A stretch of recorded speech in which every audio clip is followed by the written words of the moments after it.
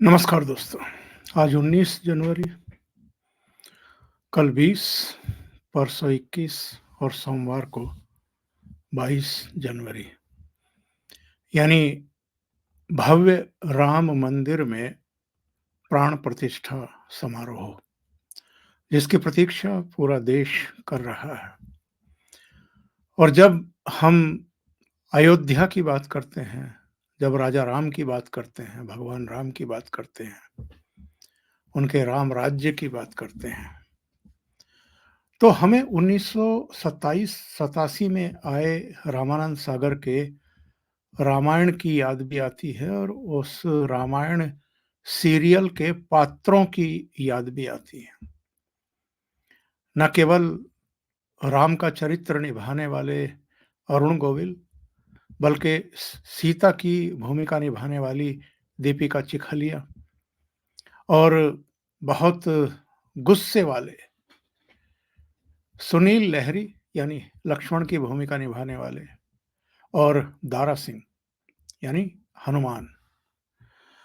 और ये 3 किरदार तो पूरे सीरियल का केंद्र बिंदु थे ही, जो हमारे आपके सबके मन मस्तिष्क में पूरी तरीके से बसे हुए हैं। एक पूरी पीढ़ी अब नई आ गई है, ऐसी पीढ़ी जिसके समय में रामायण का प्रसारण नहीं हुआ था।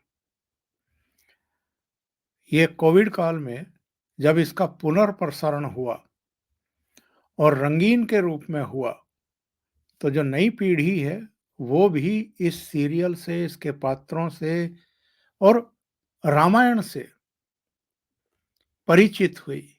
इन चरित्रों से परिचित हुई, भगवान राम के चरित्र से भी, सीता के, रावण के भी, लक्ष्मण के भी, और जो हनुमान से लेकर के तमाम उसके पात्र थे, उन सब के चरित्रों से भी परिचित हुई। और यही वजह है, आप चाहे अयोध्या देख लीजिए, अयोध्या के बाहर देख लीजिए, टेलीविज़न चैनलों के स्टूडियो में देख लीजिए, जो नई पीढ़ी है, वो पुरानी पीढ़ी से कम जिज्ञासु नहीं है 22 जनवरी के कार्यक्रम को लेकर के। मैं आपको एक छोटा-सा उदाहरण बताता हूँ। एक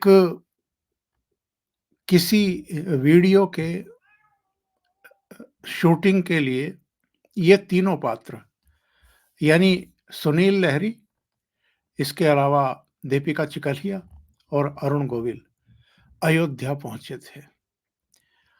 और अयोध्या में जब ये शूट कर रहे थे, जब ये गुजर रहे थे, तो वहां लोगों की आंखें भर आई। आप अंदाजा लगा सकते हैं लोगों की जो भावनाएं हैं, जो संवेदनाएं हैं, राम के, सीता के और लक्ष्मण के जो चरित्र हैं, उनको लेकर के उन्होंने जो राह दिखाई है, उसको लेकर के। और ये तो खैर अपने आप में न केवल भारत, बल्कि बहुत सारे दुनिया के ऐसे देश हैं जो भगवान राम को मानते हैं, उनका अनुसरण करते हैं, उनको मर्यादा पुरुषोत्तम के रूप में स्वीकार करते हैं, उनकी पूजा करते हैं, अपने बच्चों के नाम उनके नाम पर रखते हैं, किसी न किसी रूप में। तो मैं आपको वहाँ के कुछ चित्र दिखाता हूँ कि वहाँ क्या आलम था जब ये तीनों गुजर रहे थे एक साथ। आइए देखते हैं।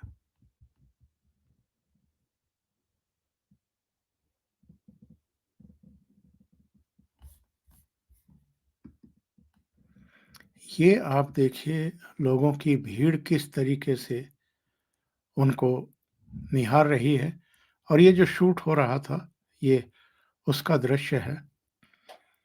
और इसके बाद जब ये लोग वापस जा रहे थे, तो ज़ाहिर है एक बस में ये पूरी टीम जा वापस लौट रही थी, और जो वहाँ तमाम व्यवस्थाएँ देख रहे हैं, उन्होंने भी इन तीनों कलाकारों का किस तरीके से अभिनंदन किया है, सीता का रोल निभाने वाली दीपिका चिखलिया के मुँह से ही ज़रा सुनिए।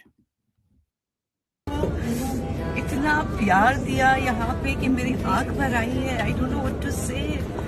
उन्होंने मुझे ये दिया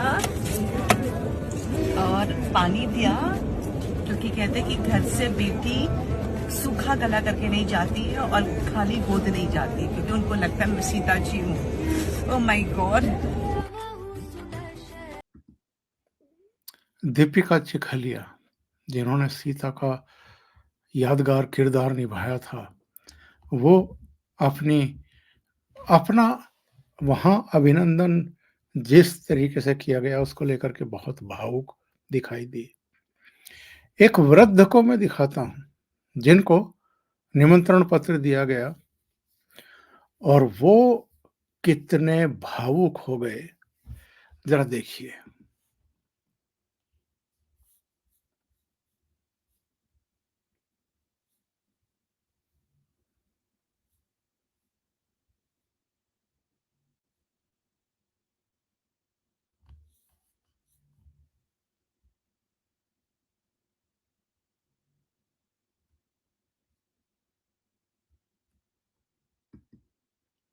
ये हाल है देश के लोगों का, उनकी संवेदनाएँ, उनकी भावनाएँ इस समय चरम पर हैं। जो बस 22 जनवरी का और प्राण प्रतिष्ठा समारोह का, उसको देखने का, उसको आँखों में, अपनी स्मृतियों में हमेशा के लिए भर लेने की का प्रतीक्षा है, इंतज़ार है। वैसे अयोध्या में कार्यक्रम शुरू हो चुके हैं। ये श्री राम तीर्थ जन्मभूमि ट्रस्ट की तरफ से पल-पल की सूचनाएँ उनके ट्विटर अकाउंट पर भी दी जा रही हैं और वहाँ पर जो पूजा है, अर्चना है, वो सब शुरू हो चुकी है। मैं आपको ये भी बता दूँ कि जो गर्भगृह है, वहाँ पर भगवान राम की जो प्रतिमा जिसका चयन हुआ है कि यही लगेगी, उसको भी आज विधि-विधान से वहाँ पर प्रतिष्ठापित कर दिया गया। तो मैं जो रामायण की बात कर रहा था, ज़रा उस रामायण सीरियल के कुछ चित्र देखिए, कुछ दृश्य देखिए। ओह! रामानंद सागर ने क्या बिल्कुल एक माहौल बना दिया था। ये राम के दरबार का है, जिसमें हनुमान भी आपको दिखाई दे रहे हैं, चारों भाई भी दिखाई दे रहे हैं। संभवतः तब का, जब वो लौट आए थे और राज्याभिषेक हुआ था, उस समय का ये चित्र है। और एक ट्विटर अकाउंट पर ज़रा टिप्पणी देखिए।